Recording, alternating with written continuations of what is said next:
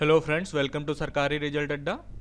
दोस्तों, उत्तर प्रदेश राज्य विद्युत उत्पादन निगम लिमिटेड द्वारा 353 वैकेंसी निकाली गई हैं, जिसके बारे में आपको डिटेल में जानकारी दी जाएगी और फॉर्म भरने के बारे में बताया जाएगा तथा इसका एग्ज़ाम पैटर्न और एजुकेशन क्वालिफिकेशन के बारे में डिटेल में बताया जाएगा। लेकिन इससे पहले अगर आप इस चैनल पर नए हैं तो इस चैनल को सब्सक्राइब जरूर कर लें और बेल आइकन को हिट कर दें, जिससे आपको सभी लेटेस्ट जॉब का नोटिफिकेशन सबसे पहले मिल सके। तो चलिए बात करते हैं जॉब के बारे में डिटेल में। ये जॉब जो है उत्तर प्रदेश राज्य विद्युत उत्पादन निगम लिमिटेड द्वारा निकाली गई है। अगर पोस्ट नेम की बात करें तो इसमें असिस्टेंट इंजीनियर की पोस्ट है, मैकेनिकल की, इलेक्ट्रिकल की, इलेक्ट्रॉनिक्स एंड इंस्ट्रूमेंटेशन की और कंप्यूटर साइंस की। वहीं पर सहायक अभियंता प्रशिक्षु जान पद की वैकेंसी है और लेखा अधिकारी यानी कि अकाउंटेंट की वैकेंसी है और सहायक समीक्षा अधिकारी यानी कि रिव्यू ऑफिसर की वैकेंसी है, स्टाफ नर्स की वैकेंसी है, फार्मासिस्ट की वैकेंसी है और टेक्नीशियन ग्रेड सेकेंड की वैकेंसी है। टेक्नीशियन में आपका फिटर होना चाहिए, इलेक्ट्रीशियन और इंस्ट्रूमेंटेशन होना चाहिए। अगर वैकेंसीज की बात करें तो मैकेनिकल इंजीनियरिंग के लिए टोटल 11 वैकेंसी है और इलेक्ट्रिकल के लिए 8 वैकेंसी, इलेक्ट्रॉनिक्स एंड इंस्ट्रूमेंटेशन के लिए 6 वैकेंसी, वहीं पर कंप्यूटर साइंस के लिए 3 वैकेंसी है। वहीं पर सहायक अभियंता प्रशिक्षु जान पद की बात करें तो इसके लिए टोटल 13 वैकेंसी हैं और लेखा अधिकारी प्रशिक्षु की बात करें अकाउंट ऑफिसर की तो इसमें 4 वैकेंसी हैं।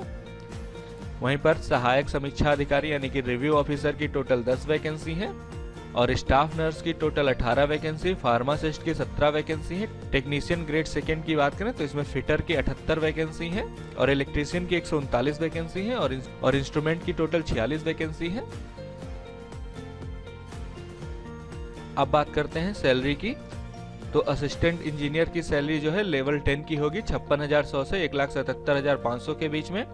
वहीं पर रिव्यू ऑफिसर लेखाधिकारी की सैलरी जो है 56,000 से 1,77,500 के बीच में होगी और सहायक समीक्षा अधिकारी और स्टाफ नर्स की सैलरी की बात करें तो 36,800 से 1,16,500 होगी। वहीं पर फार्मासिस्ट की बात करें तो इसकी सैलरी जो है 29,800 से 94,300 और टेक्नीशियन ग्रेड थर्ड की बात करें तो 27,200 से 86,100 होगी।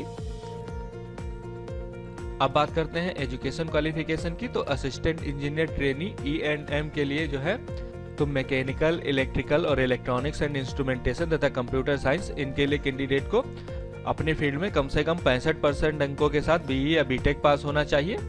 इंजीनियरिंग में डिस्टेंस एजुकेशन डिग्री नहीं मान्य होगी। अब बात करते हैं असिस्टेंट इंजीनियर ट्रेनी सिविल की।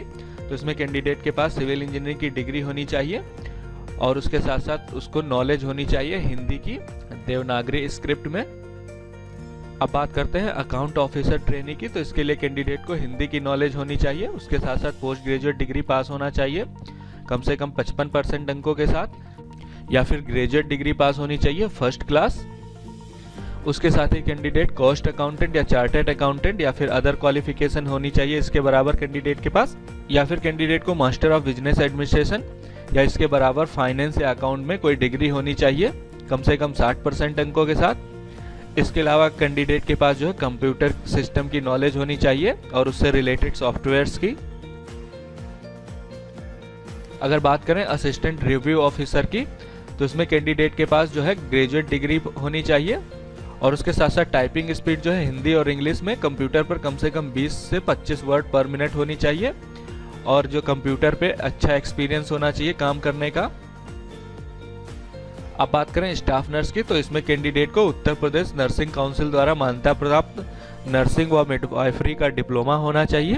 वहीं पर फार्मासिस्ट की बात करें तो फार्मासिस्ट में जो कैंडिडेट के पास फार्मासिस्ट का डिप्लोमा होना चाहिए जो कि उत्तर प्रदेश फार्मेसी काउंसिल से पंजीकृत होना चाहिए।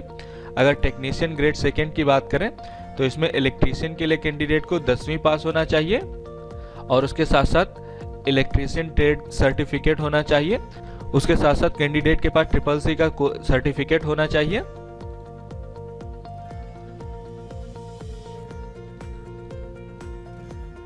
अगर आपके पास CCC का सर्टिफिकेट नहीं है तो आप फॉर्म नहीं भर सकते हैं।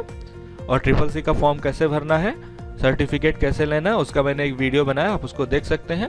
वहीं पर टेक्नीशियन फिटर की बात करें तो कैंडिडेट को 10वीं पास होना चाहिए। उसके साथ साथ फिटर ट्रेड में जो है आपके पास सर्टिफिकेट होना चाहिए और उसके साथ साथ CCC का सर्टिफिकेट होना चाहिए। अब बात करते हैं टेक्नीशियन इंस्ट्रूमेंट की। तो इसमें कैंडिडेट को 10वीं पास होना चाहिए, उसके साथ साथ CCC का सर्टिफिकेट होना चाहिए और इंस्ट्रूमेंट में कैंडिडेट के पास ITI सर्टिफिकेट होना चाहिए। अब बात करते हैं एज लिमिट की। तो यहाँ पर सहायक अभियंता प्रशिक्षु विद्युत एवं यांत्रिकी तथा जानपट के लिए कैंडिडेट की एज जो है 21 से 40 साल के बीच में होनी चाहिए, यानी कि 40 साल से ऊपर के कैंडिडेट फॉर्म नहीं भर सकते हैं। और लेखा अधिकारी प्रशिक्षु की बात करें तो 21 से 40 साल के बीच में एज होनी चाहिए। सहायक समीक्षा अधिकारी की भी एज जो है 21 से 40 साल के बीच में होनी चाहिए। वहीं पर स्टाफ नर्स के लिए 18 से 40 रखी गई है एज लिमिट, और फार्मासिस्ट के लिए एज लिमिट जो है 18 से 40 है। तथा टेक्नीशियन ग्रेड सेकेंड की बात करें तो इसके लिए भी एज लिमिट जो है 18 से 40 साल के बीच में है। इसमें जो है अनुसूचित जाति, अनुसूचित जनजाति और अन्य पिछड़ा वर्ग नॉन क्रीमी लेयर के कैंडिडेट को जो है अधिकतम आयु सीमा में 5 साल की छूट दी जाएगी। अब बात करते हैं एप्लीकेशन फीस की। तो इसमें अनुसूचित जाति और अनुसूचित जनजाति के कैंडिडेट को 700 रुपये फीस देनी है, बाकी सभी कैंडिडेट को 1000 रुपये फीस देनी है। अब बात करते हैं इंपॉर्टेंट डेट की। तो फॉर्म भरने की डेट जो है 7 मार्च 2020 से स्टार्ट हो रही है और इसका लास्ट डेट जो है 6 अप्रैल 2020 है। आप इससे पहले फॉर्म को जरूर फिल कर दें। फॉर्म भरने का वीडियो मैं बना दूंगा, आप उसको देखकर स्टेप बाय स्टेप फॉर्म को भर सकते हैं। उसके साथ साथ इसके फॉर्म की फीस जमा करने की लास्ट डेट जो है 8 अप्रैल 2020 है। आप इससे पहले फीस को जरूर जमा कर दें। अगर आप ये PDF डाउनलोड करना चाहते हैं तो मैंने इसका लिंक वीडियो के डिस्क्रिप्शन में दे दिया, आप वहां पर जाकर इसका PDF डाउनलोड कर सकते हैं।